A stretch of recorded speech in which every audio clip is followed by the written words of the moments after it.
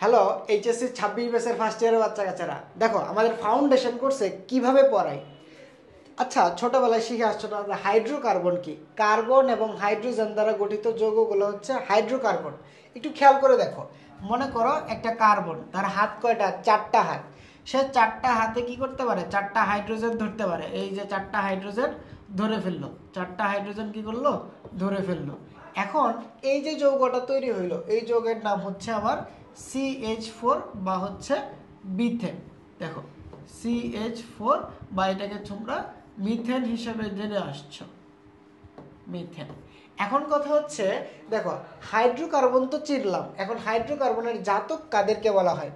এখন মনে করো যে কারো একজনের মনে চাইলো যে ভাই আমি এখানে এই যে হাইড্রোজেনটা আছে, এই হাইড্রোজেনটাকে আমি সরাইয়ে দিব, এই হাইড্রোজেনটাকে আমি কি করব? সরাইয়ে দিব। সে এইখানে সরাই আরেকটা যৌগ, আরেকটা মৌল বসায় দিল। এখানে হাইড্রোজেন, এখানে হাইড্রোজেন, আর এখানে হচ্ছে হাইড্রোজেন।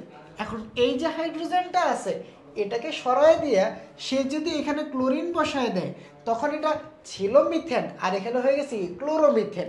তখন খেয়াল করে দেখো, এটাকে আমরা পিওর হাইড্রোকার্বন বলতেছি, আর এটাকে কি বলতেছি? হাইড্রোকার্বনের জাতক। এটাকে কি বলতেছি?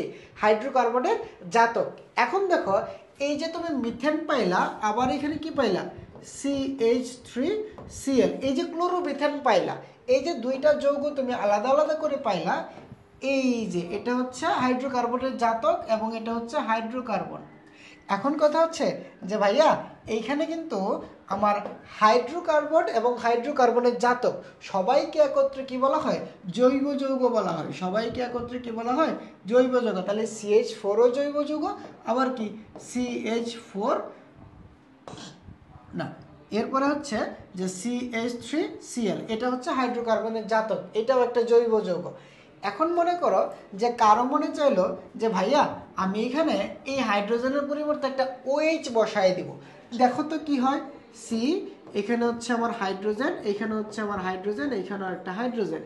এই যে আরেকজনের মনে চাইলো যে ভাইয়া আমি এখানে হাইড্রোজেনটাকে সরাই দিয়ে আমি এখানে একটা OH বসাই দিব, তাহলে যৌগটা কি হয়ে গেল? খেয়াল করে দেখো তো, CH3OH। এই যৌগটার নাম কি তোমরা সবাই জানো? এই যৌগটার নাম হচ্ছে মিথানল।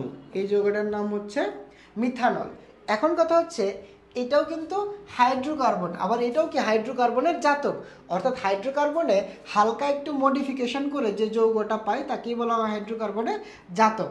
তাহলে বলো তো, এইখানে কিন্তু জৈব যৌগ বলতে আমরা কি বলতেছি? হাইড্রোকার্বনের এই জাতকটাকেও বলতেছি। এই হচ্ছে আমার CH3OH। এখন দেখো, তুমি হাইড্রোকার্বনও বুঝতে পারলা, হাইড্রোকার্বনের জাতকও বুঝতে পারলা, এদেরকে একত্রে নিয়ে আমি পেলাম জৈব যৌগ। তাহলে খুব সহজ করে বুঝতে পারলাম না কনসেপ্টটা? এইভাবে তুমি যদি এইচএসসির জৈব যৌগের ফাউন্ডেশন কোর্সটা আমাদের সাথে করতে চাও, তাহলে এই ভিডিওর কমেন্ট বক্সে তুমি তোমার কলেজের নামটি লিখতে পারো এবং তোমার এইচএসসির ব্যাচ লিখতে পারো। এই কোর্সটি মূলত এইচএসসি 25 ব্যাচ এবং এইচএসসি 26 ব্যাচ করতে পারবে। দেখো এসএসসিতে কিন্তু জৈব যৌগের একটা পার্ট অনেকেই স্কিপ করে আসে, অনেকে বেসিক ক্লিয়ার করে আসে না। তাদের জন্য আমার এই জৈব যৌগের ফাউন্ডেশন কোর্স। আমি ইমরান হোসেন, পড়াশোনা করছি ঢাকা বিশ্ববিদ্যালয়ে। তোমাদের জন্য কাজ করে যাচ্ছি, ইনশাল্লাহ ভালো কিছু হবে।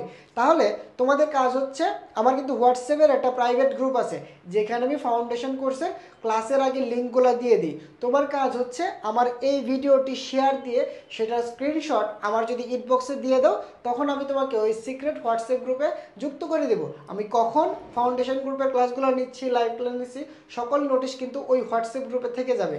তাহলে কিন্তু আর দেরি না করে এই ভিডিওটি শেয়ার দিয়ে ডক দিয়ে তোমার সেই কাঙ্ক্ষিত হোয়াটসঅ্যাপ গ্রুপে যুক্ত হয়ে যাও। আর জৈব যৌগের নিজের বেসিকটাকে শক্তিশালী করে তোমার এইচএসসির রেজাল্টটাকে করো শক্তিশালী এবং এডমিশনের জন্য নিজেকে প্রস্তুত করে রাখো। তাহলে আজকে বিদায় নিচ্ছি, আমি ইমরান হোসেন। আজকে চলে যাচ্ছি কিন্তু যাচ্ছি না, আবার দেখা হবে ইনশাল্লাহ পরবর্তী কোনো ক্লাসে অন্য কোনো টপিক নিয়ে। আসসালামু আলাইকুম।